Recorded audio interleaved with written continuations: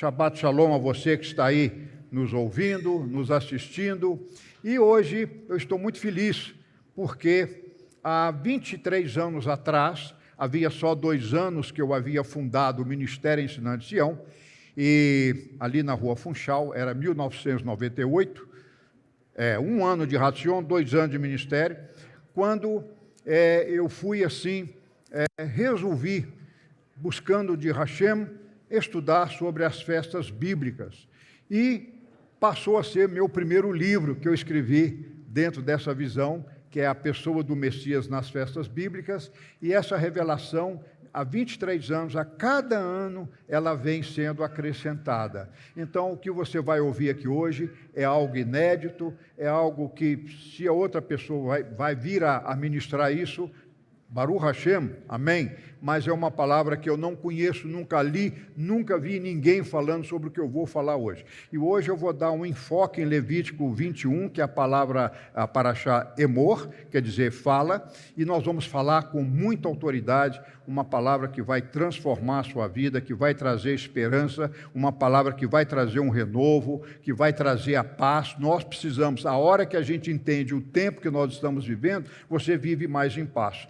Quando a gente não sabe o tempo que estamos vivendo, você se desespera com pandemias, com problemas, catástrofes, problemas financeiros, problemas familiares, luto, não é? Então nós temos que estar conscientes da época que nós estamos vivendo. E essa paraxá, hoje, pela primeira vez, eu vou mostrar algo aqui que eu nunca mostrei. E eu quero que você fique atento e participe comigo desta ministração. E então, o título da palestra, eu vou concentrar em Levítico 23, a paraxá de hoje, Emor, começa em Levítico 1, não é? Que fala sobre as leis específicas para a classe sacerdotal. Depois o capítulo 22 vai falar acerca das coisas sagradas, e o capítulo 23 é que eu vou começar agora e encerrar com ele, sobre as festas bíblicas. Mas eu quero fazer uma proposta com você. O título, então, será As festas bíblicas apontam para a chegada do Messias. E vai ser uma revelação muito grande, sim, vai ser uma revelação muito grande e você vai ficar muito feliz, muito tranquilo, será uma palavra de esperança. Bom, então, o que você vai ouvir aqui não será uma doutrina, tá bom? Então, repita comigo, hoje não está sendo uma doutrina nova, mas uma revelação. Revelação você tem que recebê-la no seu espírito, deixar que o Espírito do Senhor fale ao seu coração. Tá bom? Então, eu quero começar dizendo o seguinte. Nós vamos fazer essa palavra em 2 tempos. Primeiro, eu vou aplicar as festas bíblicas em mim, para a minha vida. Ou seja, a sua vida as festas bíblicas contam a história da sua vida. Então, as festas bíblicas contam a história da sua vida até hoje, até ontem, até o momento agora. Você vai ver isso e você vai concordar comigo sem maiores problemas e dificuldades. E a outra parte da ministração vai ser, eu vou analisar a história desde Adão até hoje, e a vinda de Yeshua através das festas bíblicas. Então, as festas bíblicas vão mostrar para nós a época, os ciclos que nós estamos vivendo, tá bom? É isso aí que eu quero falar hoje para você. E eu vou começar falando para você o seguinte, por que Deus ordenou essas festas? Eu vou mostrar no hebraico um segredo. Você vai ver que a palavra hebraica, no capítulo 23 Levítico, não fala festa, Hagim, ou Hag, mas fala Moadim. Por quê? Moadim não é festa. Festa é a palavra Hag, Pesach Sameia, feliz festa de Páscoa, Hag Shavuot Shameia, não é? A palavra Hag. E aqui aparece a palavra Moadi e Moadim no plural. Por quê? É o segredo. E eu vou compartilhar esse segredo com você. Qual a relação delas com a redenção? Já vou avisar, total. Toda. Quando eu vejo as festas bíblicas, eu vejo a redenção. Elas foram para marcar essa redenção. Essa que é a verdade. E eu nunca vi um livro falando sobre isso. A festa e a redenção, exceto Páscoa, que fala da redenção. Mas eu falo que todas falam. Esse um prisma, uma perspectiva que nós devemos ver. Outra coisa, eu vou falar aqui agora das festas bíblicas dos tempos finais. Elas indicam quando Yeshua volta, ela indica a época, o tempo, não é? E eu vou dizer também, se Yeshua e seus apóstolos celebraram essas festas, e a igreja do primeiro século, por que a igreja deixou de celebrá-las? O que aconteceu? Porque elas são importantes, porque elas mostram um tempo. É como a gente sabe, Apocalipse 10:10, o inimigo sabe que pouco tempo lhe resta, então quer tirar as revelações. Por isso que nós estamos vivendo um tempo de ataque às famílias, e nós consideramos a família como a nossa primeira igreja. Você pode ver que quando vem algo tremendo que não seja de Deus, ataca a família. Não é verdade? Nós estamos vivendo uma época terrível de destruição da entidade, da família em si, não é? Então, por que deixaram de celebrar essas festas? Justamente porque elas apontam para o tempo do fim, apontam para a vitória de Yeshua, e vai tirar das mãos do inimigo o reino de Satanás, e vai implantar o reino da justiça, do Messias, do Mashiach. Como essas festas podem me influenciar, me apontar, me avaliar espiritualmente? Nós vamos ver agora. Quais os sinais proféticos e atos que essas festas trazem quando eu as celebro? Quando eu as celebro, o que está acontecendo? O que eu estou gerando? Vou dar só um exemplo. Êxodo 12:12. Quando eu celebro a Páscoa, está escrito lá em Êxodo 12:12, que eu julgo os demônios locais. Olha, que força! Você faz a Páscoa ali com pães asmos, ervas amargas, mas você está, aquela cerimônia, está julgou as obras do faraó, julgou o sistema do Egito por chão, por terra. Gente, é um poder, não é? É um poder, é um ato profético. Isso é um ato profético, é um memorial que traz a realidade diferente daquilo que você está fazendo, em termos espirituais. E há uma forte correlação dessas festas com a restauração de todas as coisas de Atos 3:21. Então, Atos 3:21, até que haja a restauração de todas as coisas, nós temos que trabalhar. E nós estamos num tempo que você vai compartilhar comigo agora. Então, eu quero dizer que nós estamos vivendo o predito por Yeshua. Os crentes mais avisados e mais atentos sabem que nós já estamos vivendo o início das dores, predito por Mateus 24. Eu não tenho dúvida que nós já entramos nesse período, nessa fase. Então eu estou com muita esperança de muita coisa que vai acontecer nas nossas vidas, mas eu não tenho esperança futura de, vamos dizer assim, Apocalipse já me mostra o que vai acontecer. A palavra já me mostra o que está acontecendo. Os profetas me mostraram quando Sodoma e Gomorra foi destruído, quando o dilúvio aconteceu na época de Noé, quando o pecado começa a superabundar na terra, vem um tratamento divino. Não precisa ser profeta para entender que nós estamos sendo tratados, o mundo, o planeta Terra está sendo tratado por Deus. Deus está chacoalhando a terra.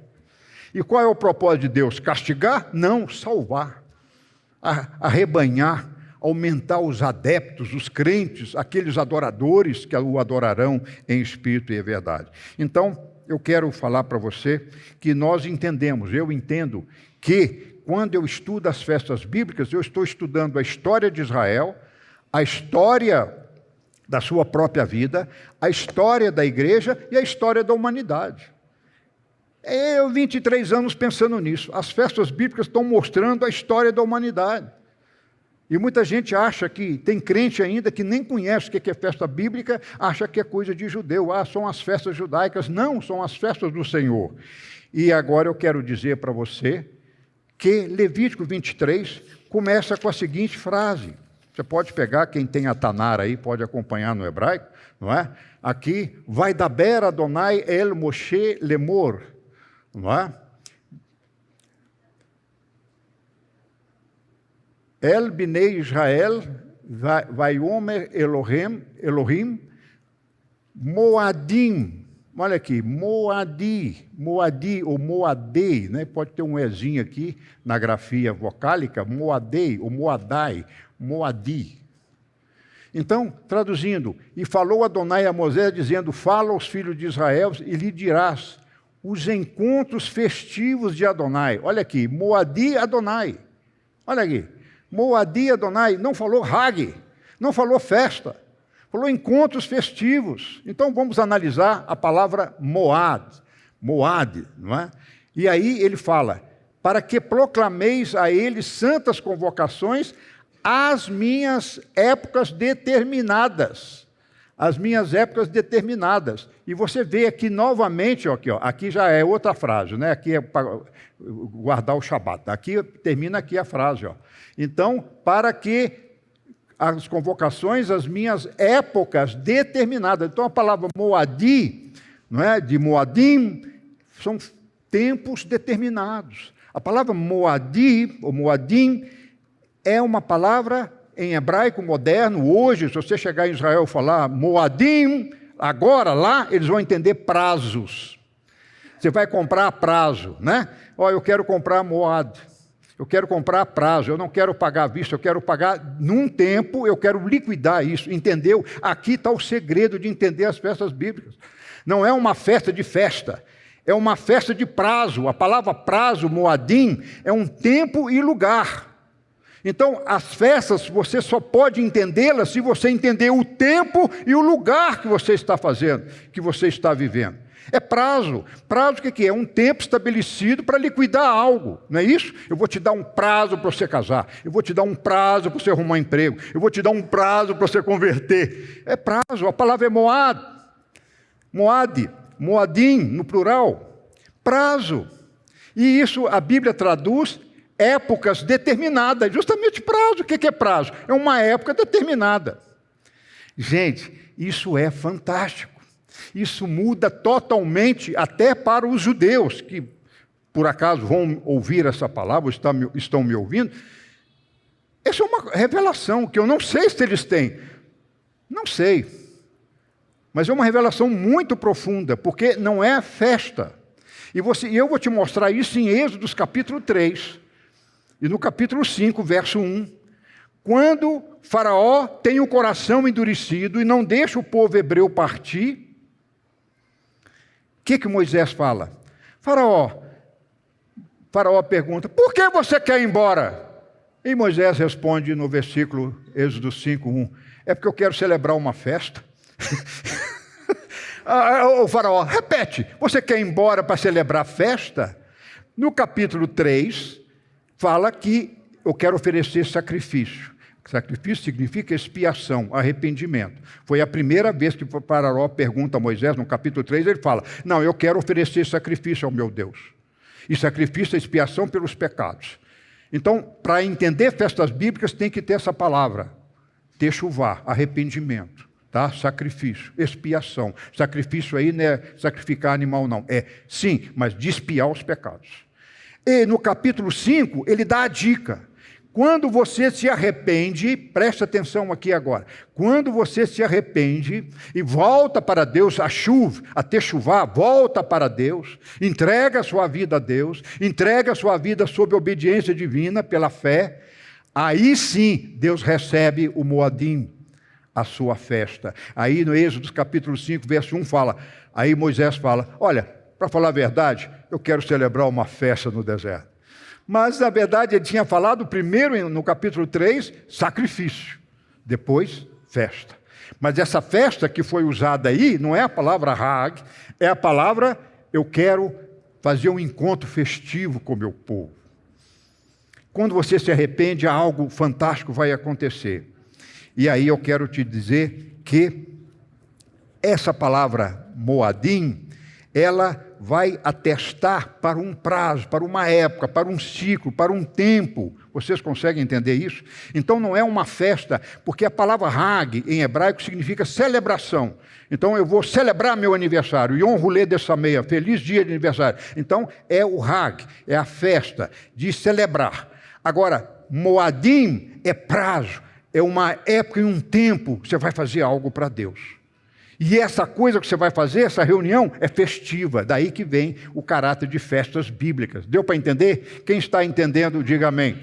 Bom, mas vamos passar aqui rapidamente o seguinte. Olha, o seguinte, aqui está a palavra Moad, Moadei ou Moadai, ou Moadim, não é? E a igreja celebrava até 321.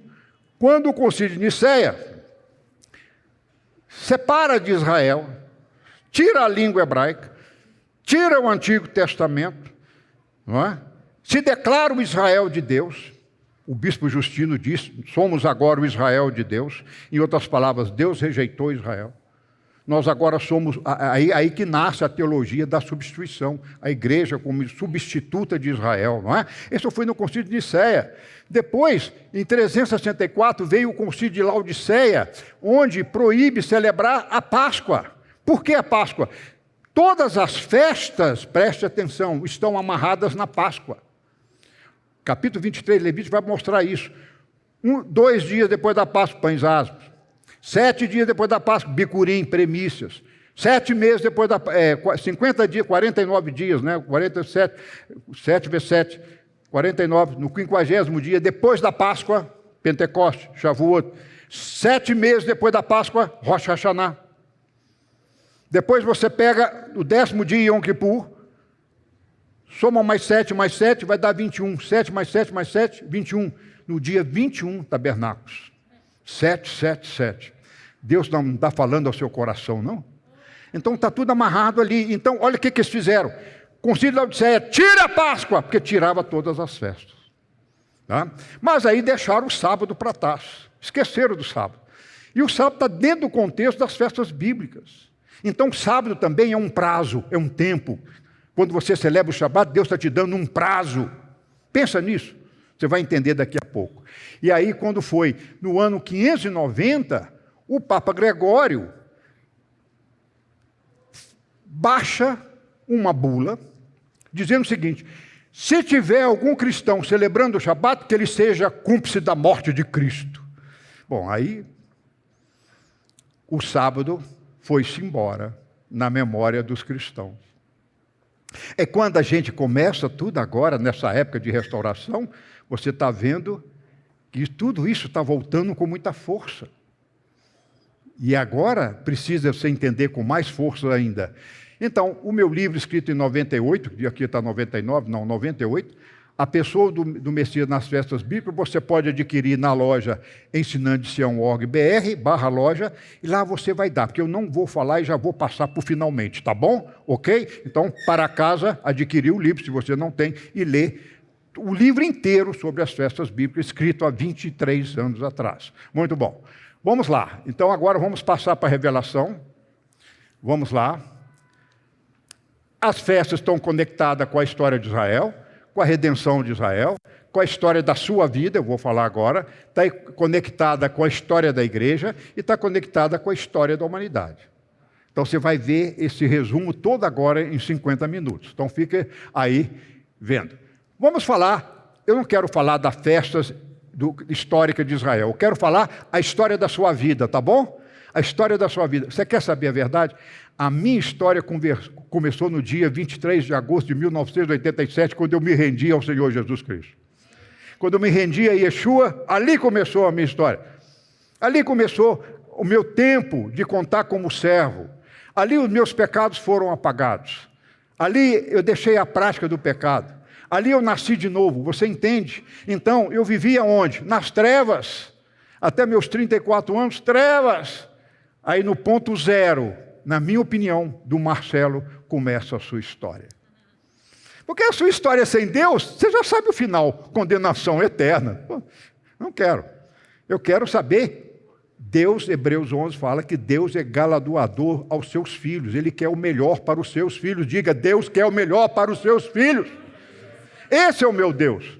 E Ele me mostra o prazo que eu tenho, as festas, para que eu me localize. Eu comecei o novo nascimento, a Páscoa. Então eu nasço de novo, eu passo da morte para a vida, não é verdade? A Páscoa é a passagem. Eu deixo uma vida de pecado para uma vida com Deus. E tentando aprender de Deus, mas eu era o quê? Recém-convertido, sabia nada. É um bebezinho. Então, vem a segunda festa, um dia depois da Páscoa, pães ázimos. Tem gente que confunde, é sinônimo, na verdade, Páscoa e pães ázimos são sinônimos. Mas para mim não. Sabe por que não? Porque em Levítico 23, Deus destaca pão ázimos. Ele fala, celebre a Páscoa, um dia depois pães ázimos, então ele quer outra festa. E essa festa marca um tempo na minha vida. Sair do Egito, Páscoa, é ser livre da escravidão, do pecado, tá certo? Fazendo uma analogia ao povo hebreu, que saiu do Egito. E o que seria pães ázimos? É a escravidão sair dentro de você. Entendeu? Ser livre para ser liberto. Livre quando você nasce de novo, nasceu de novo. Mas agora, o Egito, o mundo, tem que sair dentro do meu coração. Entendeu? Muitos crentes levantam a mão, aceitam Yeshua, mas não passa pelos pães ázimos. É um período da sua vida que você tem que sair, você tem que ser livre desse mundo, você tem que ser livre daqueles prazeres carnais que você tinha e praticava. Quem está entendendo? É um período, é um prazo. Deus te dá um tempo para que você acerte. Tire o Egito dentro de você. Ah, como eu queria pregar mais sobre isso. Aí 7 dias depois, bicurim. O que é bicurim? Primícias. Yeshua é a primícia dos que dormem, ele ressurgiu. Mas na sua vida, o que foi?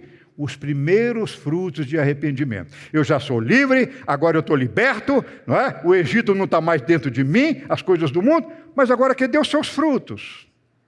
Gente, eu vejo televisão aí, esses programas evangélicos, eu não vejo falando nessas coisas. O arrependimento é o que menos se prega. Talvez se prega mais bênçãos do ter do que o verbo ser. Para dar frutos, você tem que ser maduro. Uma árvore não dá fruto se não for madura. Um pé de limão só dá limão quando atinge o 3º, 4º ano que produz o fruto. Então, bicurim, primícias, é um prazo que Deus te dá para você produzir frutos. Esses são os primeiros frutos, os bicurim. Aí depois, mas Deus não quer que você pare aqui. Você está notando que você está crescendo? Você está vendo o meu gráfico aqui, crescimento espiritual com o tempo? Dá um close aí, pessoal da câmera. Passa a setinha aí. Você consegue passar a setinha do mouse? Crescimento espiritual, junto comigo aqui, ó. Aqui é o crescimento espiritual e aqui é o tempo. Tá? Muito bom. Aí, 7 vezes 7, 49. No 50º, Deus quer você maior. Você foi livre, você foi liberto, você agora já dá os primeiros frutos e continua, mas Deus quer agora um troço fantástico. Ele quer outorgar, Ele quer deixar você conhecer a lei dEle, a Torá. Isso que é Shavuot, isso que é Pentecostes. E estavam os apóstolos celebrando a outorga da Torá, o aniversário da Torá, quando vem sobre eles em língua de fogo o Espírito de Hashem. Entendeu? Então, Shavuot, Pentecostes, é a sua capacitação. Para que ser livre, se liberto? Para que fazer obra se você não tem o Espírito te conduzindo? A obra não salva sozinha. Então é necessária a capacitação, é necessário receber do alto a revelação. Meus amados irmãos, aqui está o segredo. Aqui está o segredo de muitas vidas entrevadas, travadas, que não crescem, que não prosperam, porque não tem o Espírito Santo, a manifestação dos dons, dos ministérios. Você tem que ser habilitado. E os apóstolos, quando receberam, sob forma de língua de fogo, como foi no Sinai, eles recebem capacitação. Pedro abre a porta daquele cenáculo e vai e prega para 3.000 pessoas se convertem naquele dia, diz Atos capítulo 2. Essa intrepidez, essa vontade de falar, essa vontade de mudar, essa vontade de alterar, essa vontade de consertar, essa é uma vontade de criar. Eu não estou falando nada de ter prosperidade. Entendeu? Então, você cresce, é a festa de Shavuot. Agora, Deus quer mais. Essas festas falam do Messias ressurreto, Yeshua que morreu, ressuscitou, mas agora Ele quer te preparar. Você que está já, na linguagem dos crentes, batizado pelo Espírito Santo, você agora vai entender. Você agora vai se preparar para o reino. Agora são as festas messiânicas. É o Rosh Hashanah, 7 meses depois, a trombeta. Ao toque da última trombeta, esta igreja encontrará com o Senhor nas nuvens, amém? Agora é uma época de preparo, agora nós estamos vivendo essa época das trombetas ainda, mas vai chegar um tempo na nossa vida que nós vamos celebrar no 10º dia depois do dia da trombeta, o dia do perdão. E esse perdão olha, o que nós temos que, eu não sei que hora nós vamos partir dessa vida, eu não sei se nós veremos com os nossos olhos a volta gloriosa de Yeshua, mas uma coisa eu sei, eu tenho que perdoar.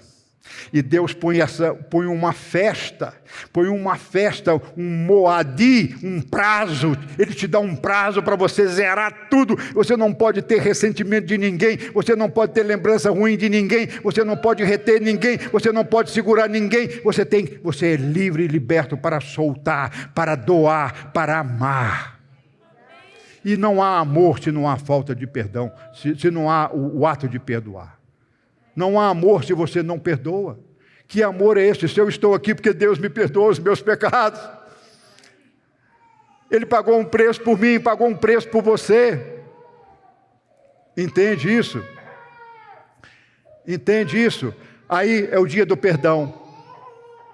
E agora ele quer você mais preparado, pronto à segunda vinda dele, para tabernacular com ele. E eu vou falar disso agora, da ceia, das bodas do Cordeiro.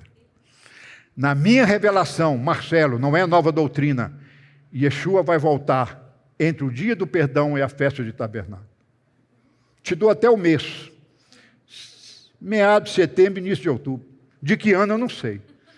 Mas toda vez que chega setembro, outubro, nas festas, porque essas festas são dias fixos. A palavra Moadim, ele estabeleceu datas, não fui eu.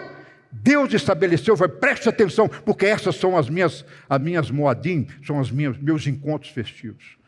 E você quer encontro festivo da gloriosa vinda do Senhor, que todo olho verá, todo joelho se dobrará, toda língua confessará? Hein? Essa é a minha esperança. Essa esperança a você que está doente, a você que está desempregado, a você que está passando dificuldade, há uma esperança, há um Messias chegando, há uma festa, há uma bodas do Cordeiro, há uma, como é que chama isso? A parábola das bodas. E você foi eleito para celebrar essas bodas. Agora, olha quem vai subir, olha, este Canaã é o reino. Quem vai reinar? Aquele que alcança uma estatura do varão perfeito. Então eu digo, com todo respeito, os crentes nanicos, os entrevados, os aleijados, os coxos, aqueles que não conseguem fazer a obra, não conseguem se prosperar, não conseguem encontrar com o Espírito do Senhor, não conseguem receber do Senhor, não conseguem trabalhar para o Senhor. Entende? Não vai entrar nessa festa. Bom, e o sábado?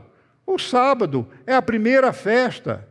O sábado está ligando todas as festas semanalmente, para que eu não perca a visão, a revelação das Moadim do Senhor, das festas do Senhor. Ele me dá o sábado. O sábado é a criação. O sábado é o Aleph, mas o sábado é o Tav.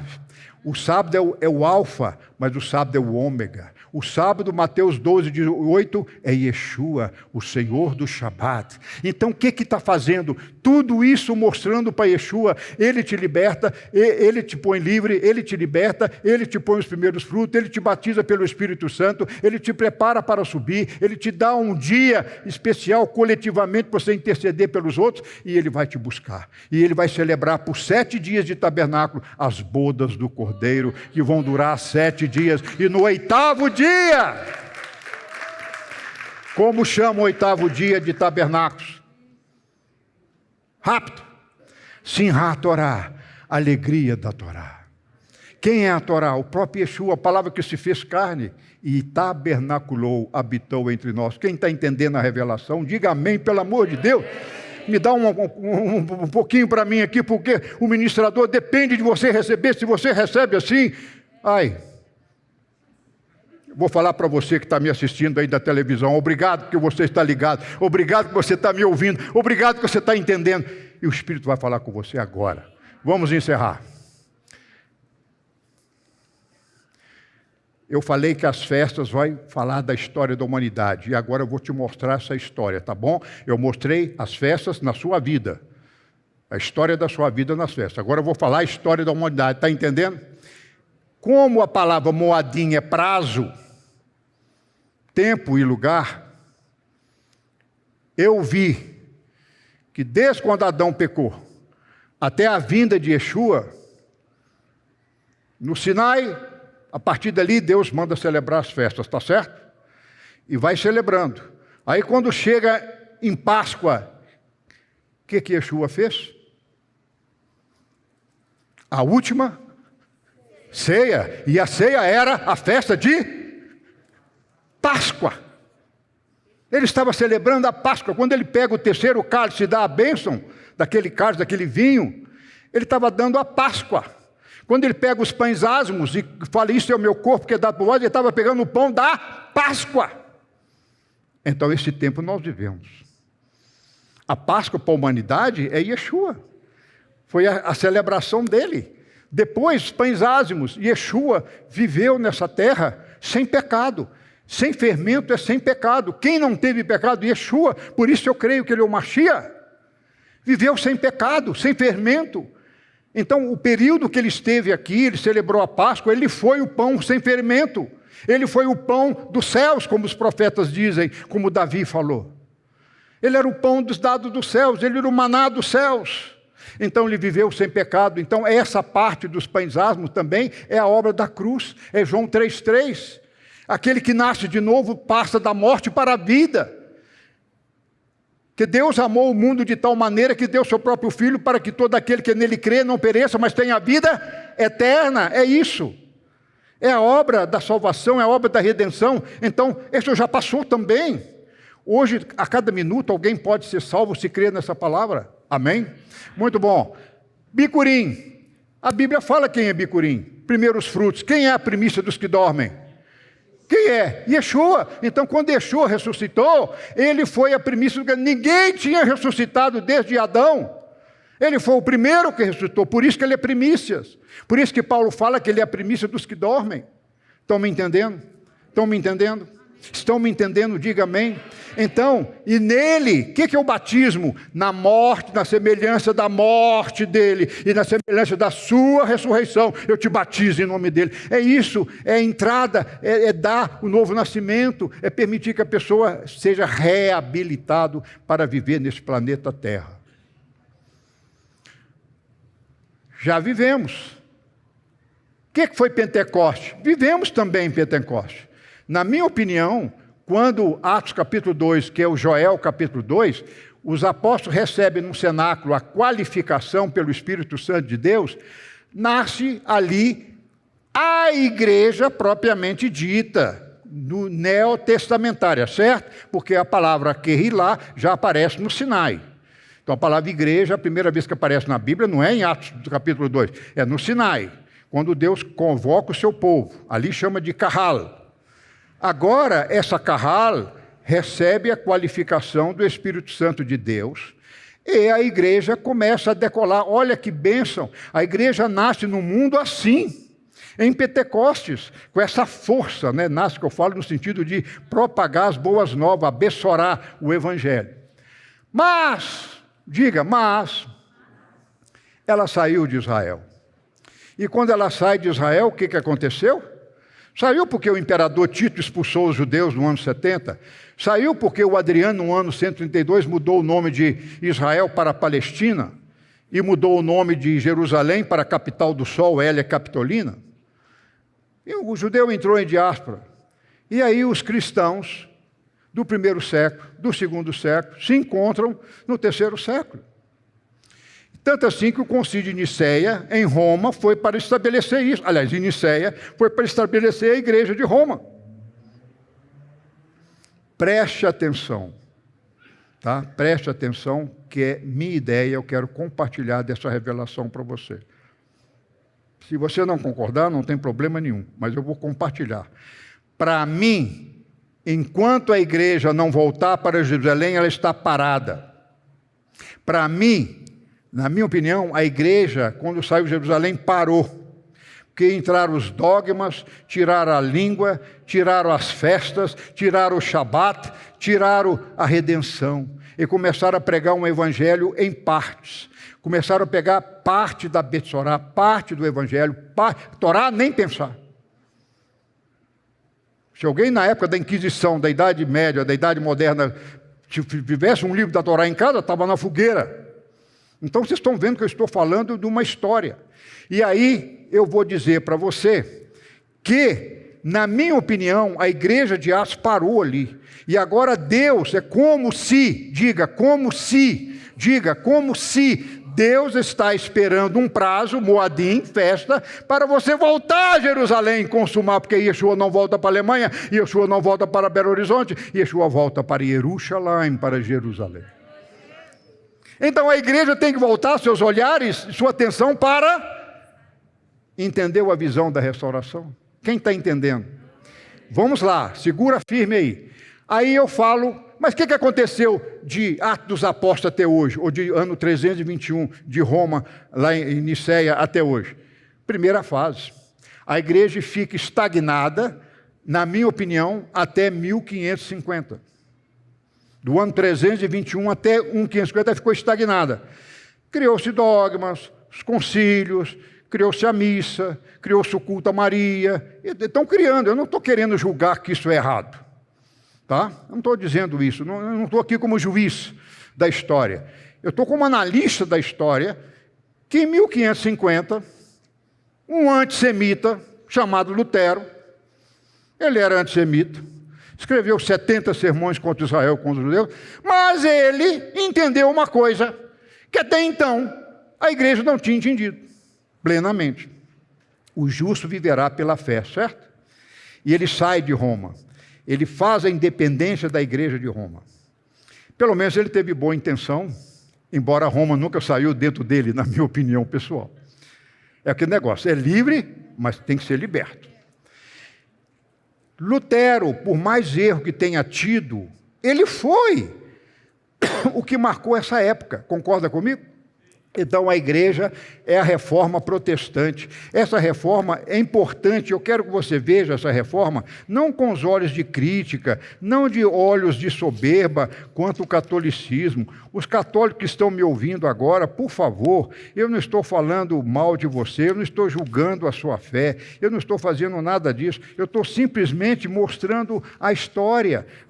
Gente, eu devo aos católicos a minha formação de adolescente, de 11 a 18 anos, eu estudei colégio católico interno.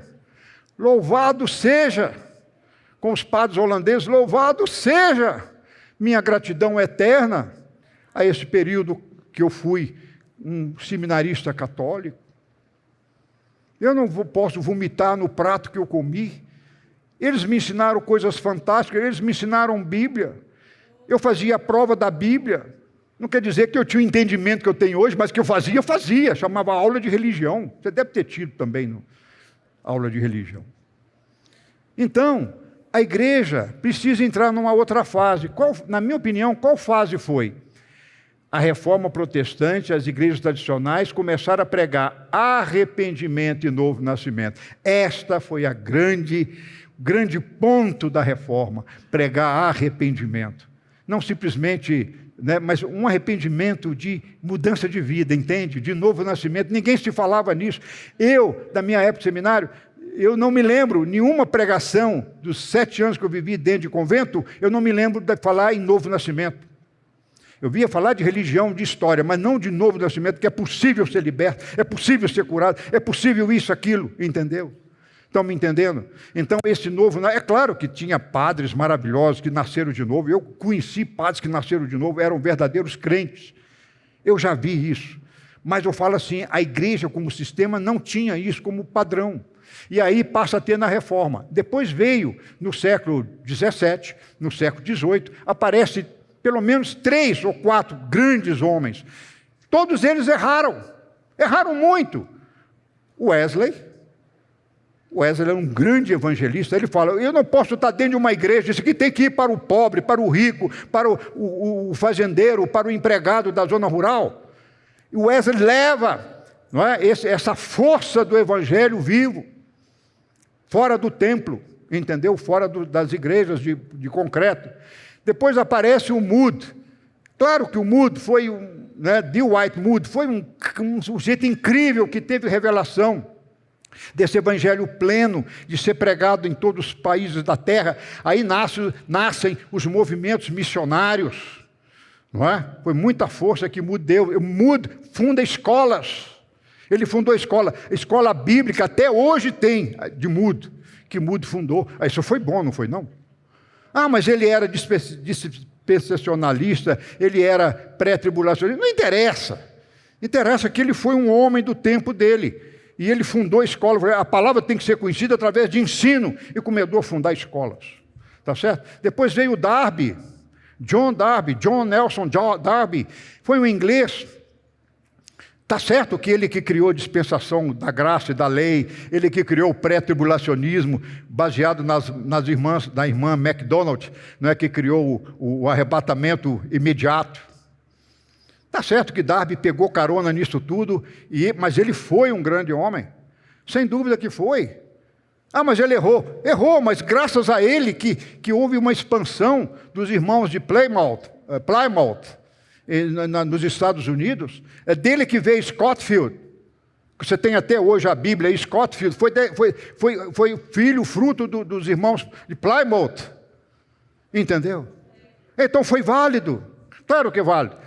Aí veio a Madame White, cada um vai fundando uma denominação, mas a Madame White tem que tirar dar um lugar, espaço para ela, porque ela entendeu a Torá no sentido de guardar, de alimentar. A alimentação e a volta do Senhor foi dela. Está certo que ela teve muitos erros, não quero aqui abonar os erros dela, mas uma coisa ela acertou, não se pode comer tudo. Deus cria tudo, mas nem tudo se come. Essa parte alimentar do evangelho como saúde, ninguém pensava nisso. Era levantar a mão e ir para o céu, não era assim? Eu peguei essa época. Você também pegou. Levantar a mão para ir para o céu. Para quê? Para sair livre do inferno. Gente, esse era o evangelho que eu fui criado nele. Infelizmente está ultrapassado. Infelizmente, ele não é ultrapassado, ele não é completo. Eu não posso pensar só no céu, eu tenho que pensar no reino. Não é verdade?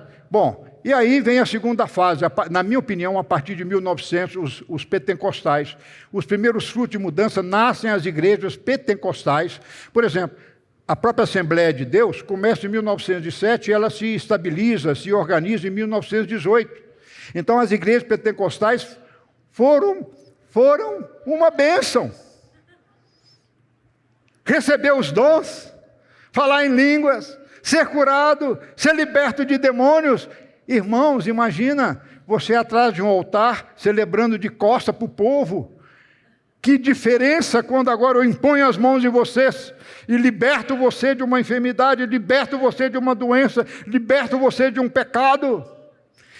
Quebro ali maldições familiares. Vocês não estão felizes, não? Graças a Deus, diga, graças a Deus pelos pentecostais.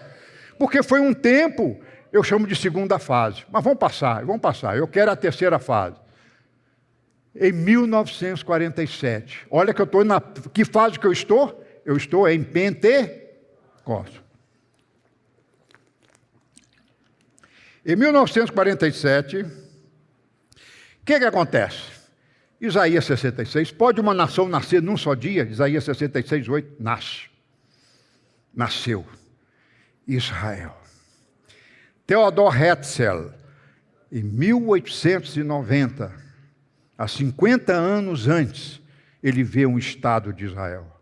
Ele começa a abrir uma conta bancária há 50 anos atrás, em 1897.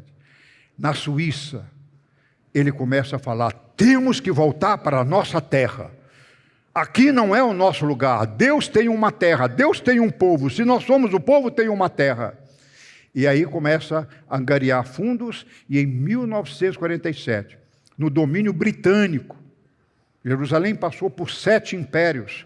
E no Império Britânico, é criado em Balfour, né, em Balfour, em 1922, a Inglaterra dá liberdade, entrega a colônia da Palestina para aquele tempo, aqueles governos que estavam lá, palestinos, judeus, e começaram até que em 1947 Israel é criado, né? É chamada independência de Israel, e depois acontece nessa terceira fase uma coisa muito importante. Em 1967, eu me lembro bem dessa época, com meus 15 anos, com a tomada de Jerusalém, inicia no mundo o neopentecostalismo. Na minha opinião, o neopentecostalismo, que vem dos pentecostais, foi uma grande revelação no planeta Terra.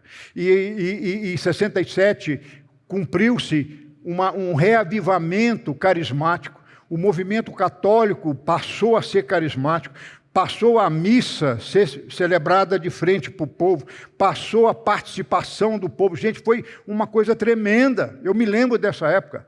Israel, em 67, já lutava para a sobrevivência, a Guerra dos 6 Dias, não é? E aí acontece o reinício do movimento judaico-messiânico. Os judeus que criam em Yeshua e tinham que ser católicos ou crentes ou evangélicos, falaram: não, eu sou judeu, por que eu tenho que ser batista? Por que eu tenho que me tornar católico? Eu sou judeu, eu tenho que crer no Novo Testamento, tenho que crer que Yeshua é o Messias e segui-lo. Aí começa a grande revelação, certo? Do movimento judaico-messiânico. Por que eu, sendo judeu, Deus tem uma aliança eterna? Por que agora eu tenho que desconverter para me converter a uma religião cristã? Essa foi a visão judaico-messiânica. Porque até então a igreja obrigava todo judeu que quer ser salvo, levante a mão e diz: Jesus, você agora é batista, você agora vai guardar o domingo, você agora vai comer porco, você agora vai fazer isso, você agora vai celebrar Natal. E o judeu falava: mas eu nunca fiz isso, mas agora vai fazer. Você está debaixo da graça. Entenderam? Essa mensagem ainda existe em algumas igrejas, hoje em pleno século XXI, ainda existe essa época remota, que eu já estou enxergando lá na frente, a igreja ainda está lá atrás. Mas à medida que você enxerga Jerusalém e Israel, a sua visão aumenta, a sua fé acelera para a vinda messiânica, amém? Aí vem a década de... muitas denominações foram fundadas aqui, tá? Eu não quero citá-la, não. A Renovação Batista foi feita aqui. A Renovação Metodista foi feita aqui. As igrejas pentecostais, que eu não quero citar o nome aqui, foram fundadas nessa época, tá bom? Muitos movimentos, houve um reavivamento no mundo. Aí entramos em 67 a 77, eu ainda estou na terceira fase. Grandes mestres começam a ensinar pela televisão. Mas antes, porém, teve na China comunista um grande homem chamado Wat Mani. Ele, na prisão, escreveu livros fantásticos. Ele entendeu espírito, alma e corpo, coisa que a igreja misturava espírito com alma, alma com corpo. E aí ele tem aquela revelação fantástica ali na prisão na China.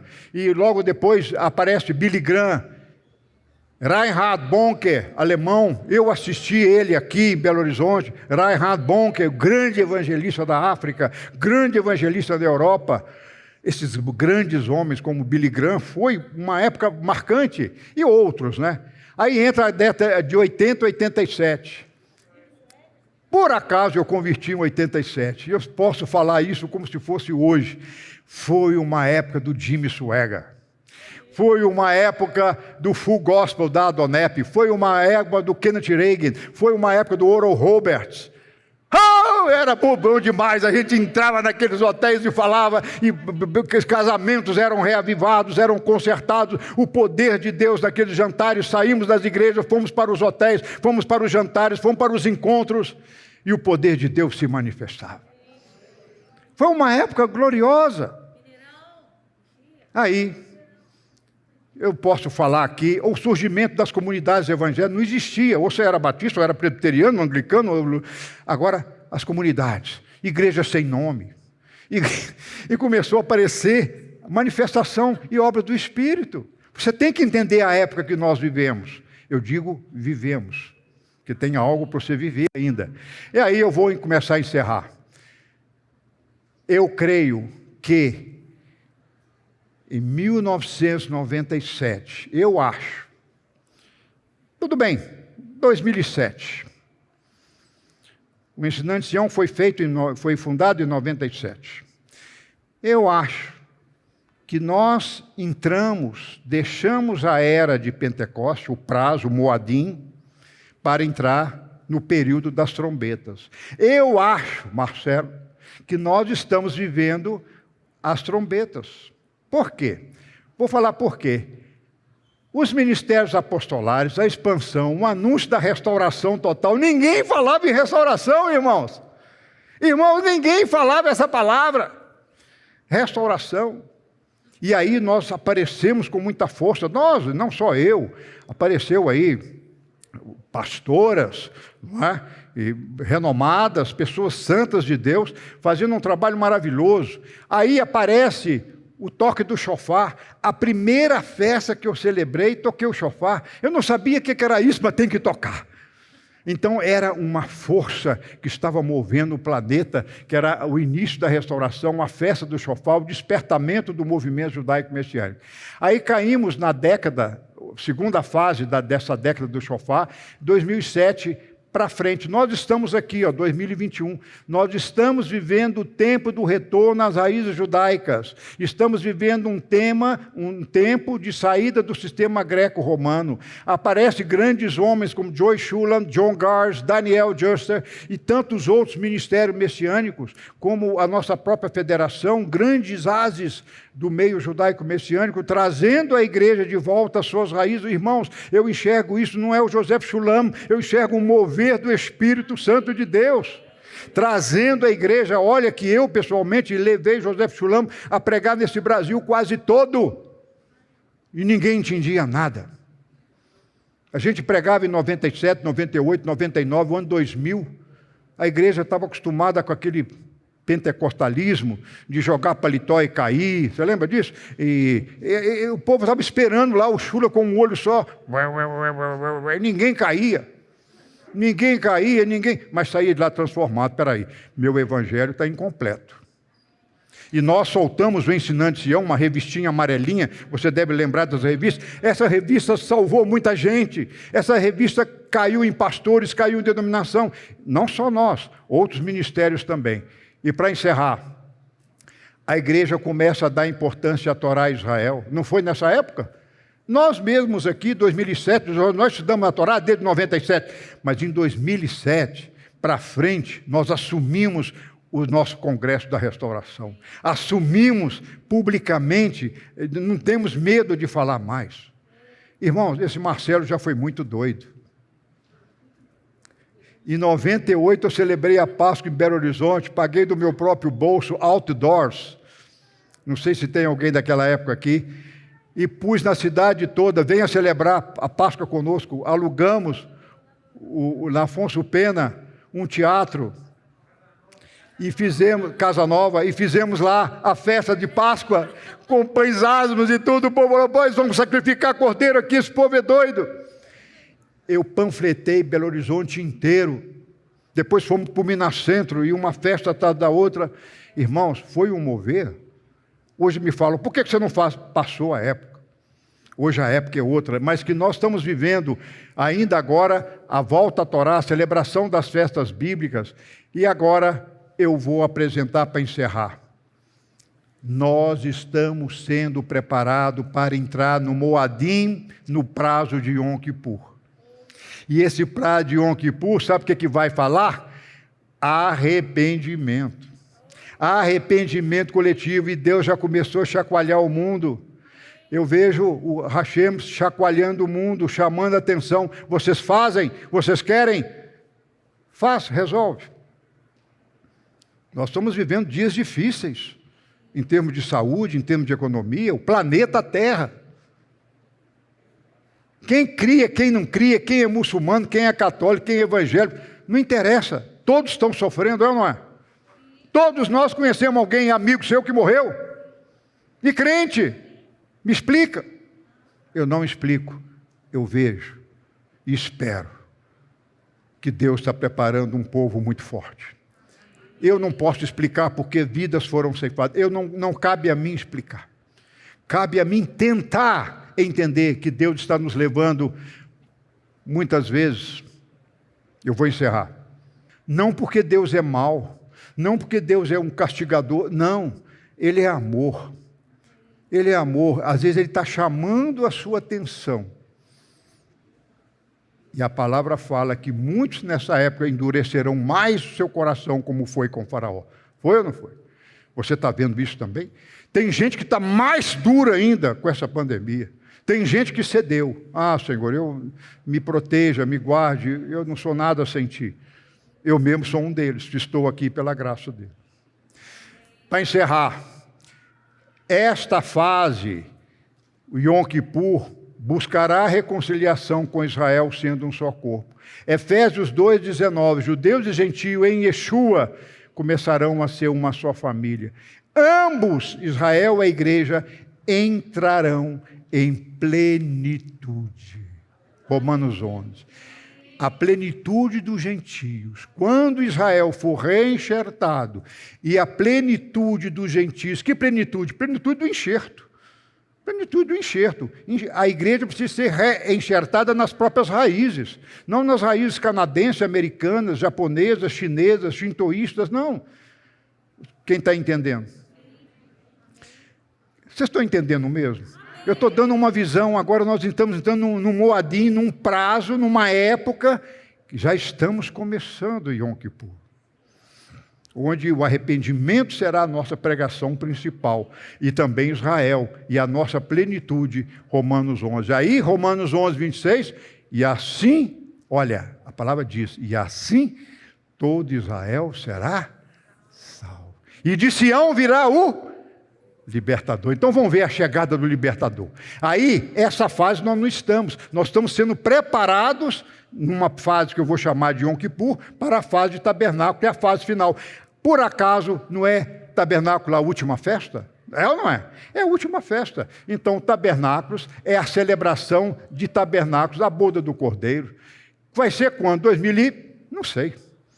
Não sei. Eu sei que eu estou vivendo em Yom Kippur. Mas eu sei que depois de Yom Kippur, pelas festas bíblicas, vem tabernáculo. E eu sei que lá vai acontecer o encontro do Senhor com a igreja. Nas nuvens vamos encontrar com Ele celestialmente. E aí nós seremos perseguidos numa esperança comum, a chegada do Messias. Meus irmãos, eu sei que essa palavra não dá muito ibope, não dá muita audiência, porque eu estou falando verdades que ninguém quer ouvir. Seremos perseguidos, já estamos sendo. Os governos de esquerda vão proliferar, vão progredir, vão prosperar em muitos países. Quizá sejamos escapados, ou podemos escapar dele. Mas a tendência é o ateísmo, o materialismo, o consumismo, que eu chamo de pecadismo. Tá certo?